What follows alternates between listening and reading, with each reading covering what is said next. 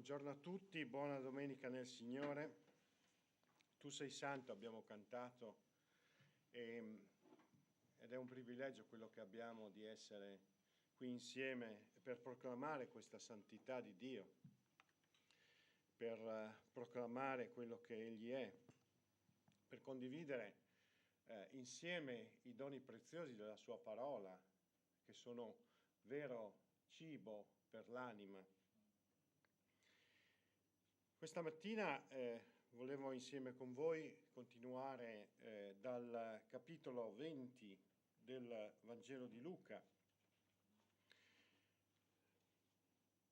Un Vangelo, questo presentato nel capitolo 20, il racconto del Vangelo di Luca 20, in cui gran parte delle situazioni che vengono presentate sono attacchi nei confronti di Gesù, accuse che arrivano un po' da tutte le parti, ma arrivano in particolare da un gruppo di persone che nella logica comune non potrebbe mai stare assieme, persone che pensavano in maniera diametralmente opposta ma trovano unità e coesione nel trovare il nemico comune, quel Gesù che era entrato nel Tempio, aveva scacciato i mercanti e aveva allontanato i cambiamonete e aveva ripulito il Tempio da quello che aveva chiamato un mercimonio, un mercato, per ristabilire quindi quello che il Tempio era e doveva essere, il luogo di incontro del popolo con Dio, un luogo di preghiera. Queste persone quindi trovano coesione nel nemico comune, quello che ha scompigliato i piani, quelli che li ha buttati fuori, parte di quegli interessi che erano legati ai mercanti e ai cambiamonete presenti nel tempo erano poi riferibili agli interessi stessi di questi personaggi, questi scribi, questi farisei, questi sacerdoti. E quindi tutto il capitolo è un continuo accusare Gesù di qualche cosa. E Gesù viene accusato prima di tutto rispetto alla sua credibilità, alla sua autorità. Chi è che ti ha dato? Arrivano queste persone a chiedere chi è che ti ha dato questa autorità. E Gesù risponde magistralmente con una domanda. Il battesimo di Giovanni veniva dal cielo o dagli uomini? Questa è la domanda, che apparentemente non c'entra nulla con tutto questo. Però è quella domanda che inchioda queste persone di fronte alla loro posizione, che è inaccettabile in qualsiasi maniera. Di fronte ai capi religiosi che contestano la sua autorità, egli risponde con una domanda che non lascia scampo. Qualsiasi risposta infatti è una condanna, è un clamoroso autogol. E essendo qualsiasi risposta controproducente, la polemica si può spegnere subito, perché non c'è altro da aggiungere.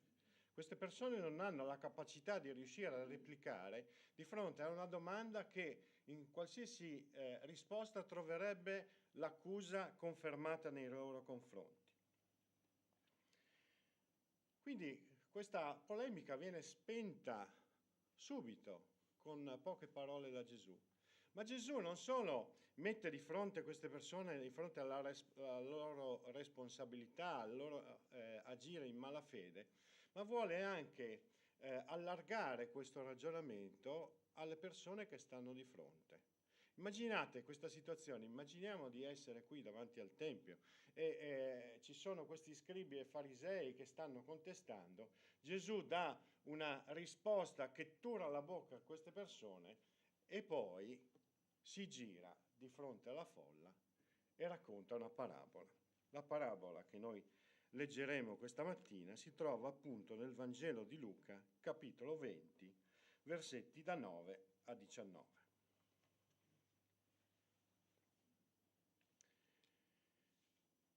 Poi cominciò a raccontare al popolo questa parabola.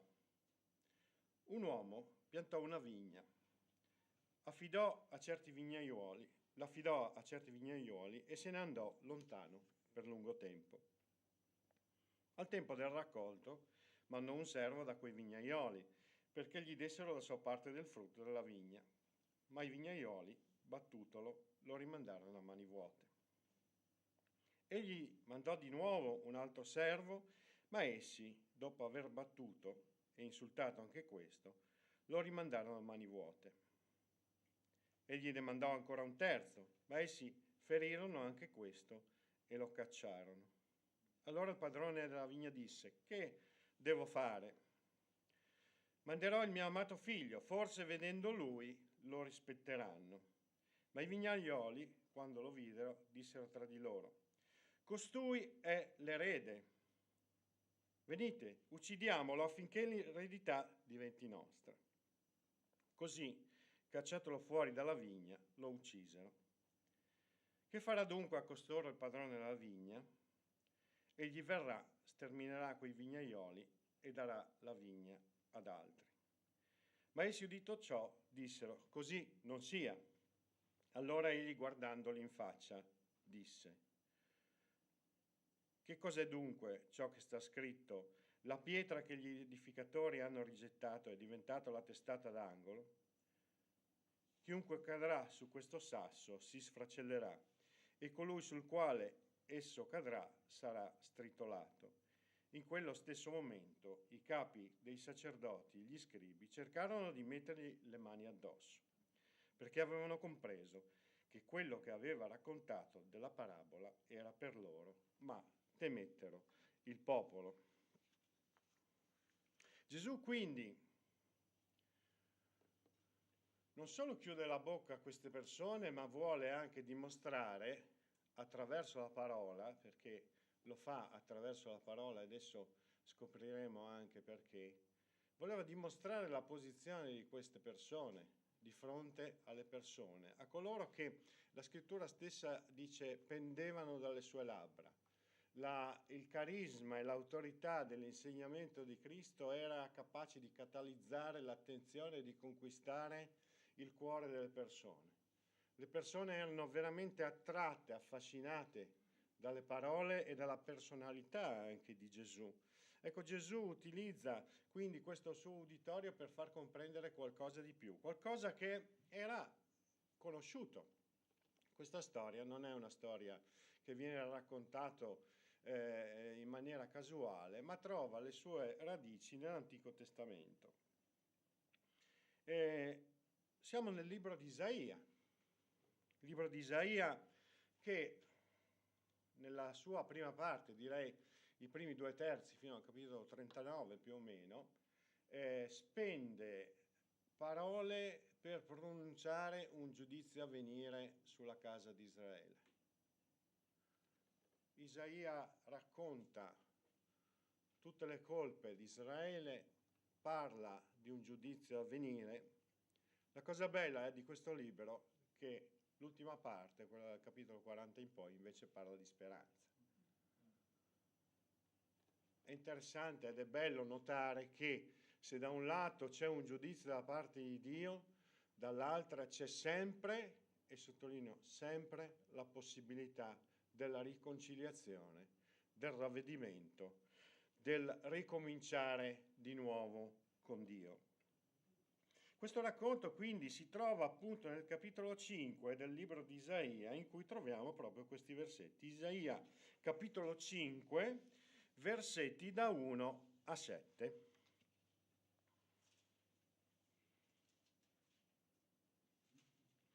Voglio cantare per il mio diletto un cantico del mio amico circa la sua vigna. Il mio diletto aveva una vigna su una collina molto fertile. La circondò con una siepe, le tolse via le pietre, vi piantò viti di ottima qualità. Vi costruì in mezzo una torre e vi scavò un torchio. Egli si aspettava che producesse uva buona, invece fece uva selvatica.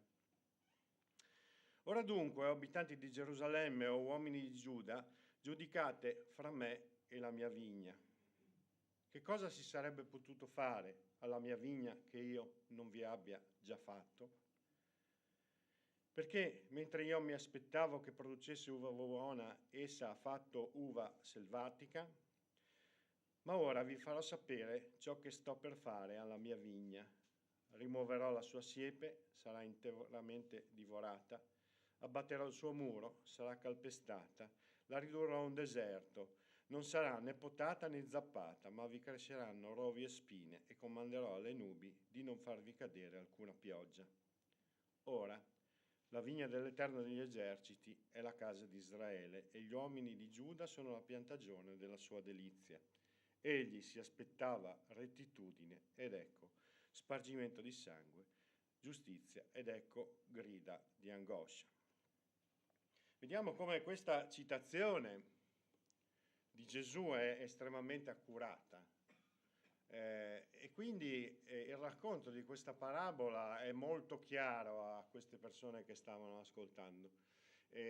Certamente era chiarissima rispetto agli scribi e ai farisei, che erano dei dottori, dei profondi conoscitori della parola, quindi avevano ben in mente il riferimento di Gesù rispetto al passaggio dell'Antico Testamento in cui Isaia parlava di questa vigna e di come questa vigna fosse la rappresentazione metaforica della casa di Israele e come questa vigna dal quale l'Eterno si aspettava di raccogliere uva buona e un buon prodotto invece ha prodotto uva selvatica.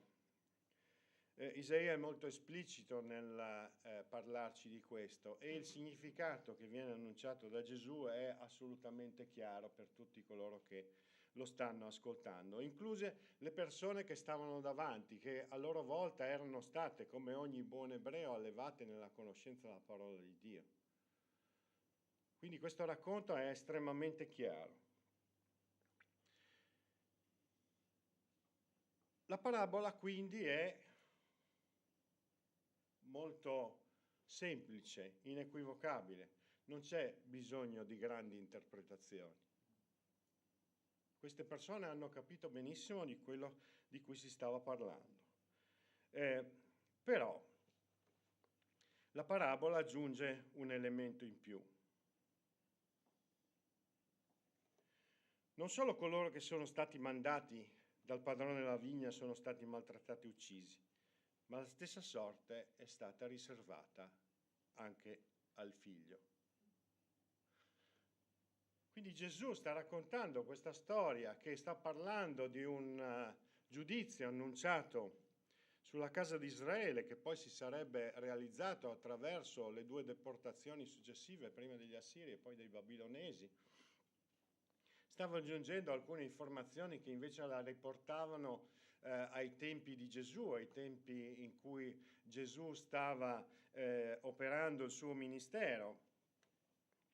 Quindi queste accuse che venivano mosse dal profeta Isaia sono delle accuse che Gesù rinnova a carico di questi personaggi, aggiungendo il fatto che nella storia del popolo di Israele tanti profeti erano stati suscitati da Dio e tanti profeti erano stati rigettati, perseguitati e uccisi.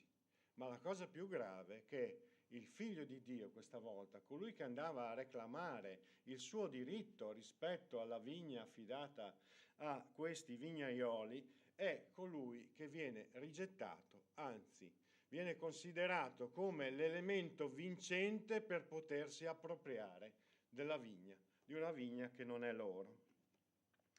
Nel Vangelo di Luca, infatti, al versetto 13, dice: il padrone della vigna disse: che devo fare? Manderò il mio amato figlio? Forse vedendo lui lo rispetteranno. Questo era l'intento di Dio.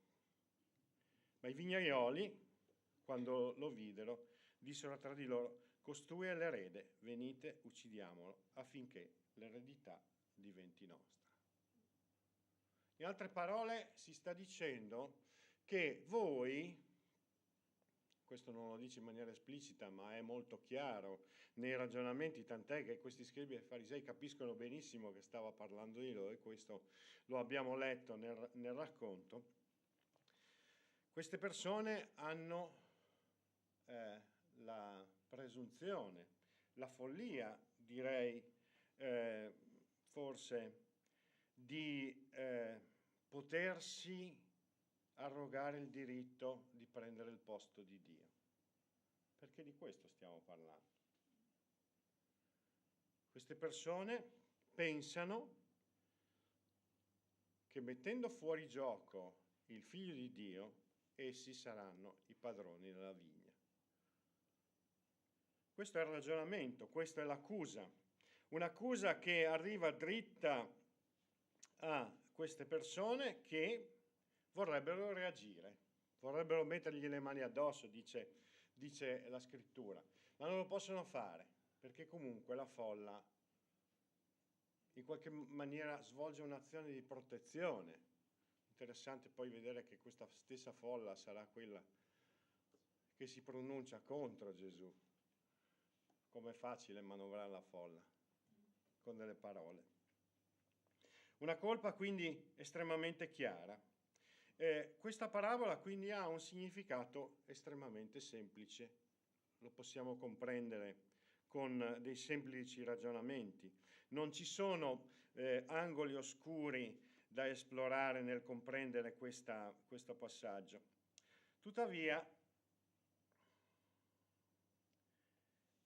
se ci fermassimo solo qui, potrebbe sembrare una lettura lontana e distaccata rispetto a quello che credo possa essere il nostro pensiero. Credo che nessuno dei presenti si possa sentire come uno di questi malvagi vignaioli. Nessuno di noi credo che abbia nel suo cuore questo sentimento di odio profondo nei confronti di coloro che vengono da Dio. Quindi il rischio che corriamo è di leggere qualche cosa che non ci appartiene. È una storia per quelli che non credono.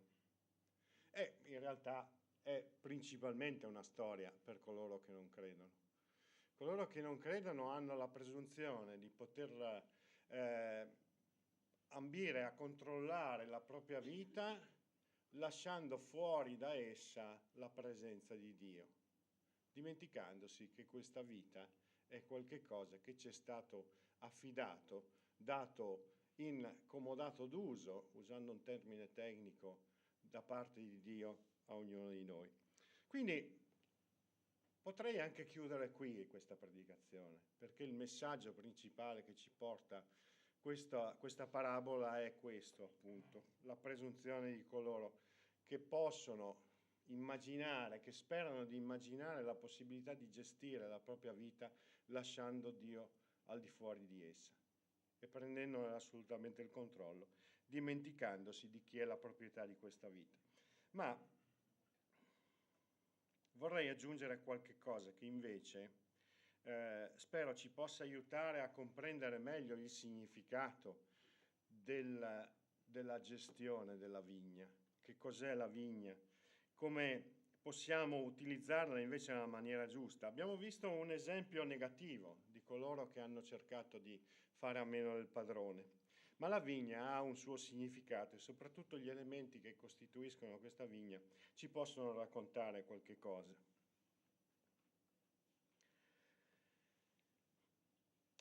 Voglio leggere un passaggio parallelo che troviamo nel Vangelo di Matteo, al capitolo 21, al versetto 33.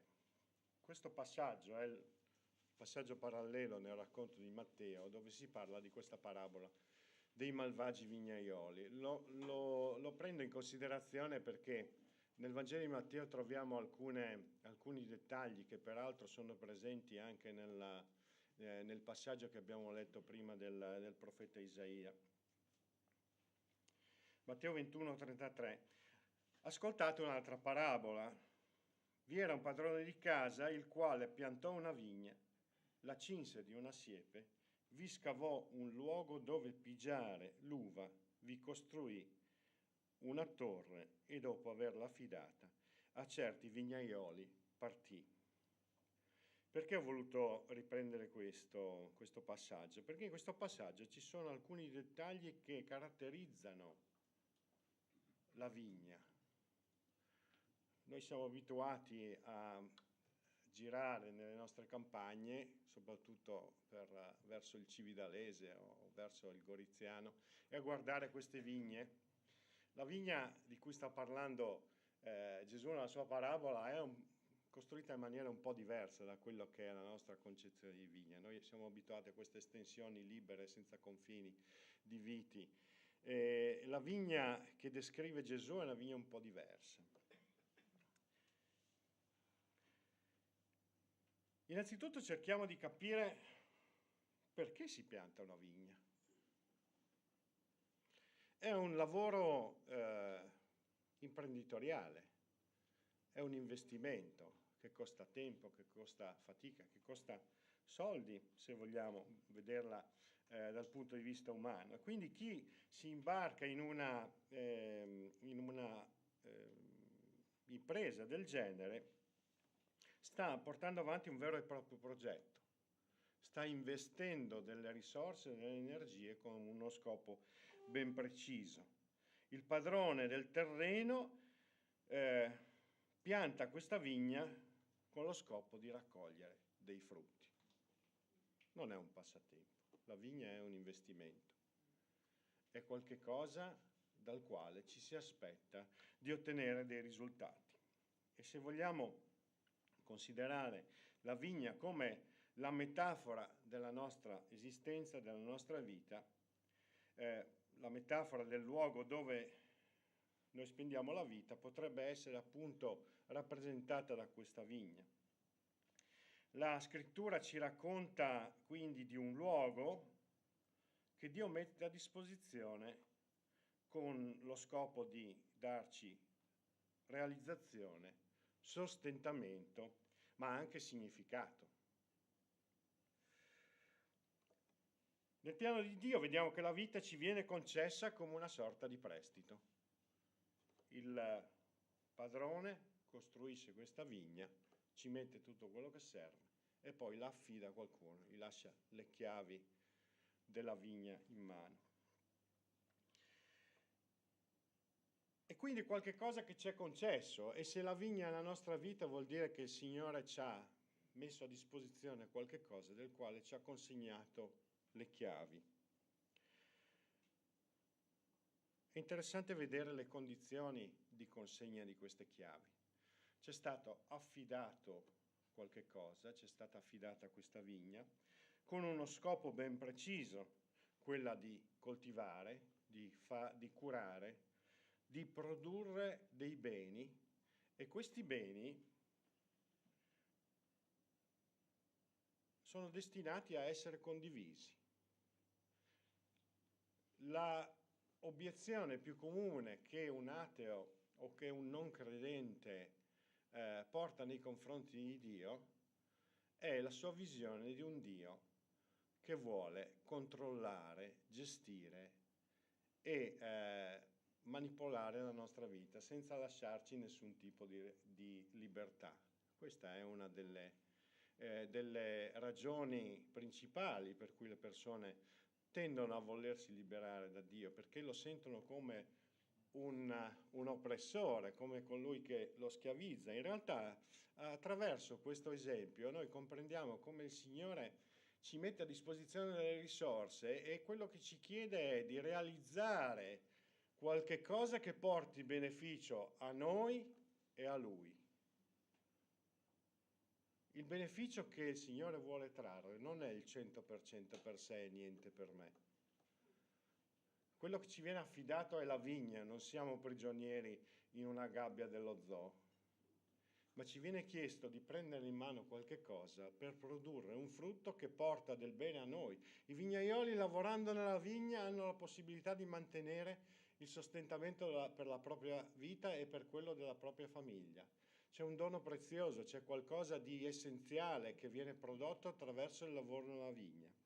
E quel qualche cosa è qualcosa a cui il Signore vuole prendere parte, vuole avere la sua parte. Siamo chiamati quindi a interpretare questa vigna come un luogo di realizzazione che il Signore ha preparato per ognuno di noi, nel quale possiamo realizzare noi stessi e possiamo anche costruire la relazione con il padrone di casa. potendo condividere, godere e condividere di questi doni. Secondo elemento caratterizzante della vigna è una siepe. Questo è un elemento veramente inusuale per la nostra zona, ma molto tipico per il popolo di Israele, o quantomeno per i tempi. La siepe. Immaginate che lavoro, dopo aver piantato la vigna, di costruire una siepe che cinge tutto intorno alla vigna. La siepe è un elemento di confine, di divisione, pone dei limiti fra ciò che sta fuori dalla vigna e ciò che sta dentro. Il suo scopo è quello di separare il luogo, di preservarlo. Infatti quando il Signore in Isaia dice se stirperò la siepe, dice che poi tutto verrà devastato perché tutti potranno entrare, i predatori potranno entrare, gli animali potranno entrare, potranno disporre liberamente di questo terreno, che mentre era invece protetto dalla siepe viveva una situazione di tranquillità. La siepe sono i limiti che sono posti intorno alla nostra vita. Anche qui parlare di limiti è spesso vissuto come un limite, scusate il gioco di parole, come una limitazione, come un essere privati di qualche cosa. In realtà i limiti sono necessari nella nostra vita. Proviamo a pensare a un bambino che viene educato senza limitazioni, senza dargli delle regole. Le regole sono un po' quelle che costruiscono una siepe nella nostra vita. Senza regole, questo ragazzo è vero che è libero, ma è vero che si espone a qualsiasi pericolo, a qualsiasi cosa, soprattutto le cose brutte che possono succedere nella sua vita. Un confine evita che ciò che può nuocere entri con facilità e porti un danno.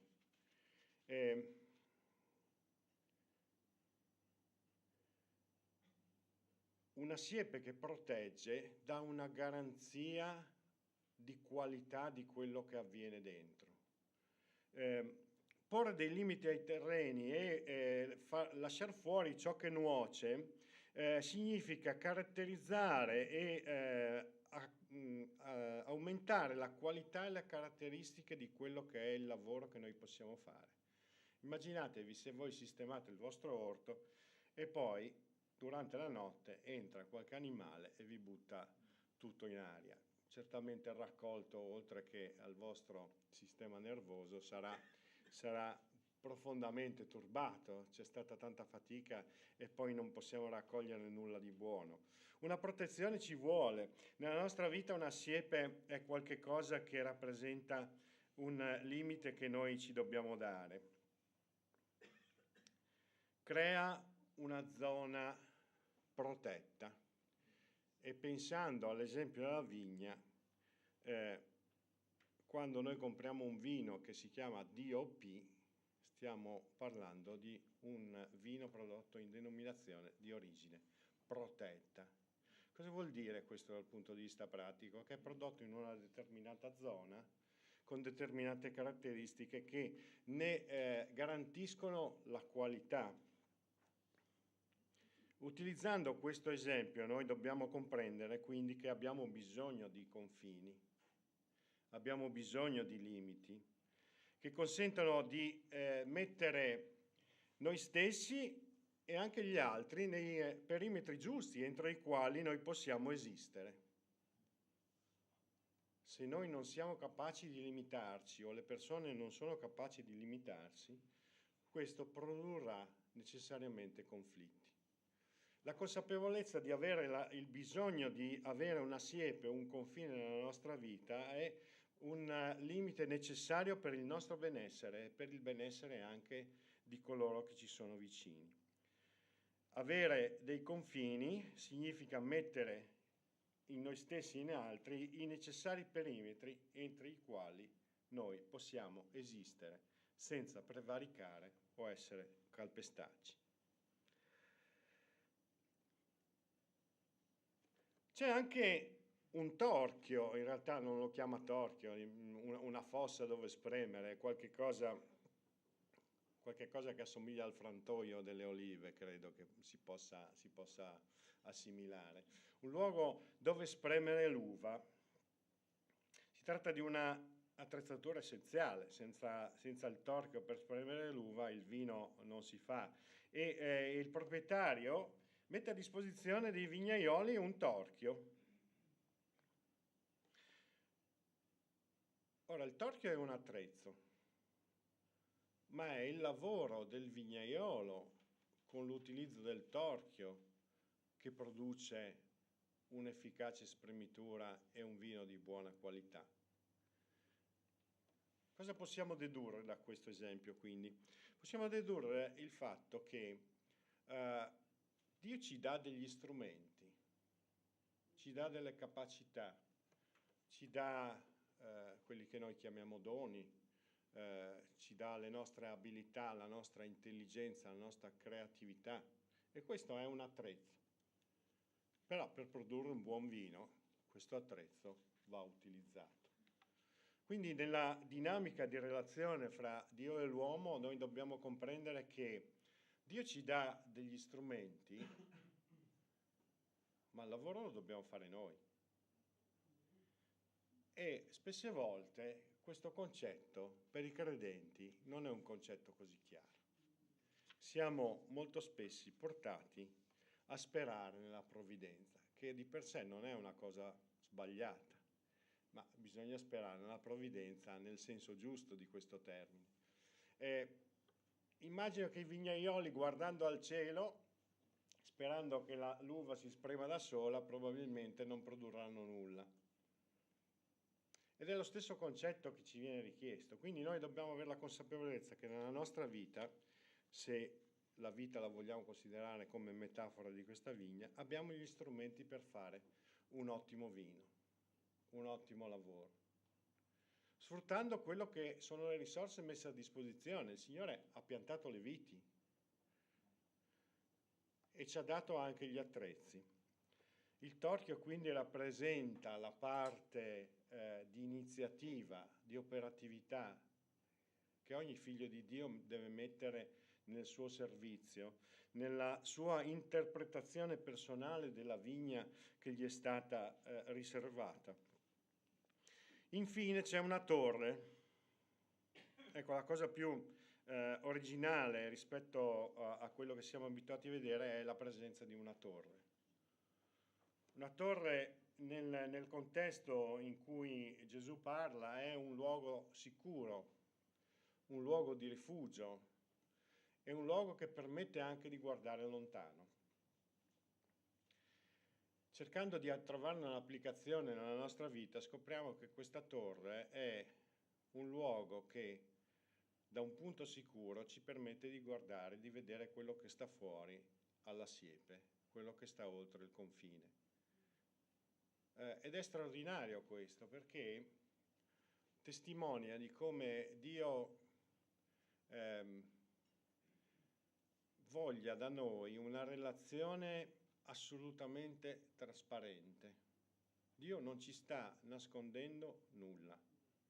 Egli ci mette in una condizione di vivere una vita in cui, se noi vogliamo risiedere in questa vigna, noi abbiamo tutto ciò che serve per fare un buon lavoro, per avere le risorse, per poter realizzare anche le mie aspirazioni, quelli che sono le mie capacità, i miei doni, metterli a frutto, ma ci consente anche di guardare fuori, di conoscere le cose per quello che sono. Guardare fuori dalla siepe significa vivere con consapevolezza la posizione di privilegio che si ha nel restare dentro la vigna. Perché io, se rimango all'altezza della siepe, guarderò fuori e vedrò solo la siepe. E credetemi che la nostra natura, e lo scopriamo già nel giardino, la volontà di andare oltre fa parte del nostro modo di essere. Tant'è che la trasgressione è stata prendere un frutto per conoscere il bene e il male. Quindi questo ce lo portiamo dietro, questa volontà di conoscere, di sapere, di esplorare. I tempi moderni hanno valorizzato il concetto della trasgressione. Trasgredire è qualche cosa di ambito, andare oltre i confini. Dio non ci ha mai nascosto quello che c'è oltre i confini, ma invece ci mette nella possibilità di vedere oltre, potendo rimanere in una situazione di sicurezza.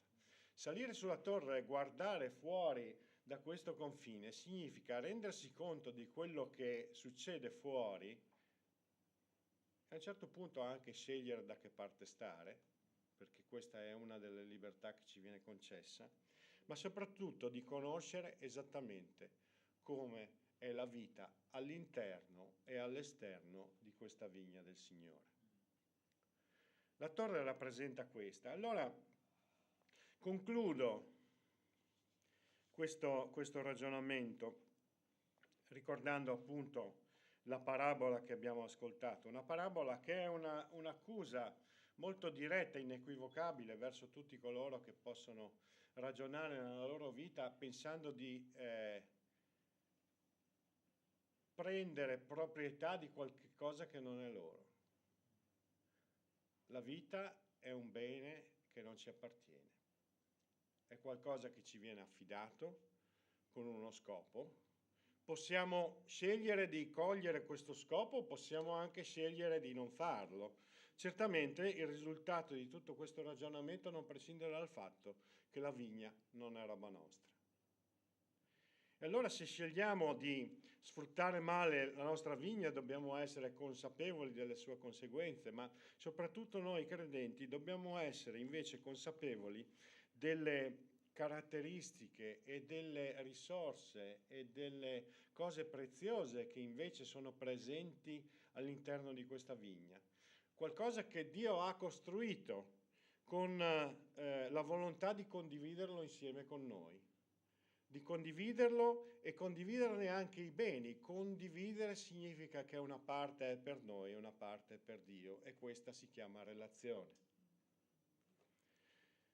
Ecco quindi che questa consapevolezza spero ci sproni nel valorizzare la nostra vita, essendo certi che abbiamo in Dio tutte le possibilità, tutte le risorse a disposizione, ma avendo anche la consapevolezza che non è Dio che fa il lavoro.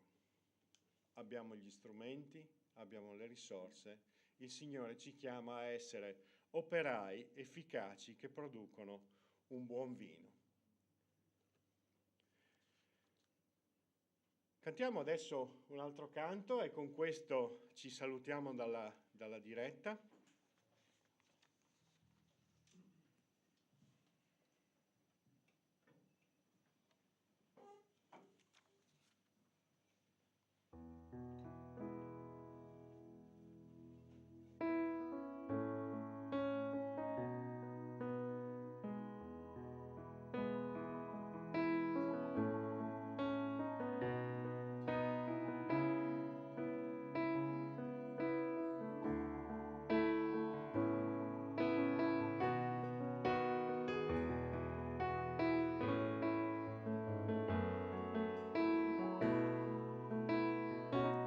Mi guardo